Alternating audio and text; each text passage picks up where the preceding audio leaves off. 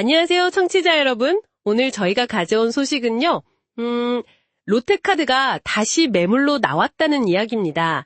네, 이게 2년 만인데요. 왜 다시 매각 이야기가 나오고 또 누가 관심을 보이고 있는지, 이게 카드 시장에는 어떤 의미가 있을지 한번 깊이 들어가 보려고 합니다. 제공해주신 자료들 바탕으로요. 네, 그렇습니다. 핵심은 이거죠. 국내 5위 카드사 롯데카드. 최대 주주인 사모펀드 MBK 파트너스가 이걸 다시 팔려고 한다는 거고요. 맞아요. 근데 공동투자자인 우리은행도 지분 20%를 같이 팔 수 있다 뭐 이런 얘기가 있어서요. 다 합치면 지분이 거의 80%까지 나올 수도 있는 상황이죠. 네네, 상황이 좀 간단치가 않아요. 2022년에도 한번 시도했다가 잘 안 됐었잖아요. 아, 맞아요. 그때 있었죠. 네. 그리고 롯데카드 자체도 요즘 좀 어려움이 있고요. 수익성 문제라든가 아니면 자금 조달 비용 부담 같은 거예요. 그때 3조 원 불렀다가 좀 시장 반응이 차가웠죠. 그랬었죠. 그래서 이번에는 가격을 좀 내렸어요. 한 2조 원 중반대. 그리고 매각 주관사도 바꿨고요. JP모건에서 UBS로.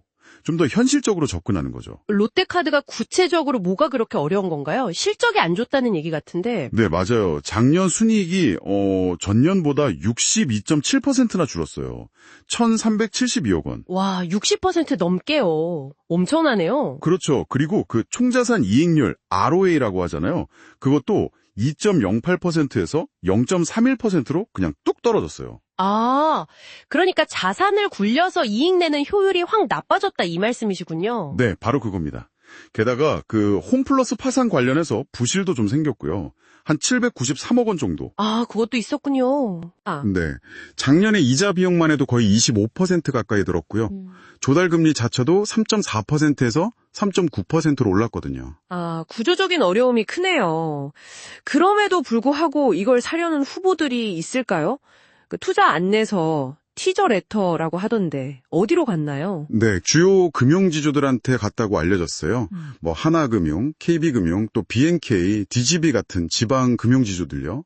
그리고 빅테크 기업들, 네이버랑 카카오에도 전달됐다고 하고요. 그중에서 특히 하나금융 얘기가 계속 나오더라고요. 2019년 처음 팔 때도 관심 있었다면서요? 네, 하나금융은 꾸준히 관심을 보여왔죠. 하나금융 입장에선 이걸 인수하면 카드 시장 점유율이 한 16% 정도로 껑충 뛰거든요. 16%면 어느 정도 수준인가요? 거의 KB국민카드랑 비슷해져요. 바로 업계 2위권을 올라서는 거죠. 와우, 그럼 단숨에 규모의 경제 효과를 누릴 수 있겠네요. 그렇죠. 그리고 또 하나 롯데카드가 베트남에 자회사가 있잖아요. 롯데파이낸스 베트남? 아, 네네. 거길 통해서 베트남 소매금융시장 공략하는데 시너지도 기대할 수 있으니 상당히 매력적으로 볼 수 있죠. 이 부분이 참 흥미로운 지점인데요. 빅테크 쪽은 어때요? 네이버나 카카오가 만약 인수한다면요? 네이버 같은 경우는 뭐 네이버페이 금융 역량 강화하고 요즘 쿠팡이랑 경쟁하는 커머스 쪽이랑 연계하는 그림을 그릴 수 있겠죠? 아, 시너지가 있겠네요. 카카오는 카카오페이가 있긴 한데 아직 신용카드 라이센스는 없잖아요. 이걸 인수하면 직접 카드 만들고 소비자 금융으로 확장할 수 있는 좋은 기회가 될 수 있고요. 가능성은 있군요. 근데 양쪽 다 공식적으로는 좀 선을 긋고 있어요. 티저레터 가든 건 맞는데 인수 검토는 안 한다. 뭐 이런 식이거나 확인 불가 입장이에요. 아, 그래요? 우리금융은요, 지분 20% 갖고 있잖아요. 네, 우리금융은 그 지분 매각 검토는 맞다. 하지만 인수 후보에서 아예 빠진 건 아니다. 뭐 이렇게 얘기는 하는데요.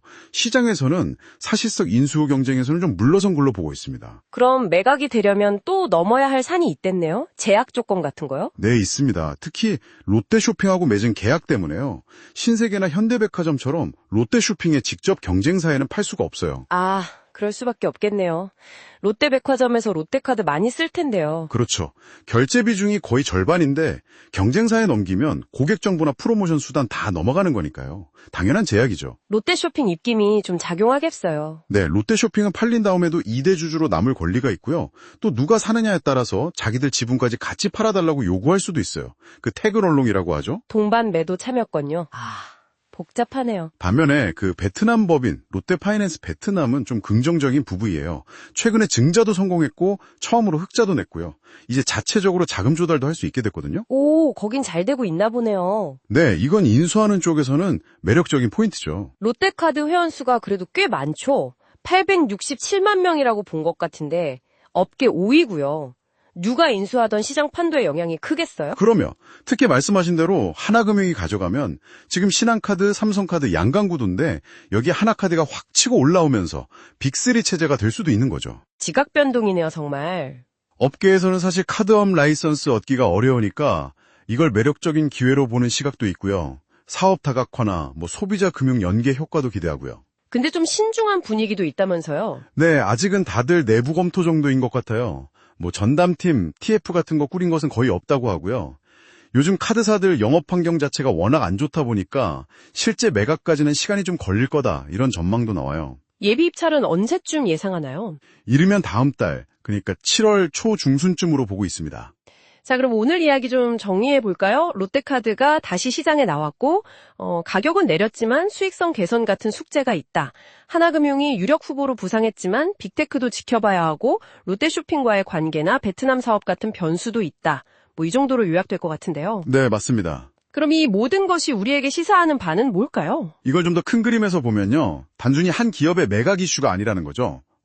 지금 카드 산업 전체가 겪고 있는 어려움들, 예를 들어 자금 조달 압박이라든가 경쟁 심화 같은 거요. 그리고 금융이랑 기술, 이 경계가 점점 흐려지는 현상, 이런 것들을 다 보여주는 사례라고 할 수 있겠습니다. 네, 그렇군요. 오늘 저희가 살펴본 자료들을 보면서 청취자 여러분께 마지막으로 이런 질문을 드리고 싶습니다. 그동안 사모펀드 아래서 좀 높은 자금 조달 비용 때문에 힘들었던 롯데카드가요. 만약에 이제 안정적인 자금력을 가진 대형 금융그룹이나 아니면 혁신적인 기술의 빅테크 기업, 이런 곳의 일원이 된다면 어떨까요?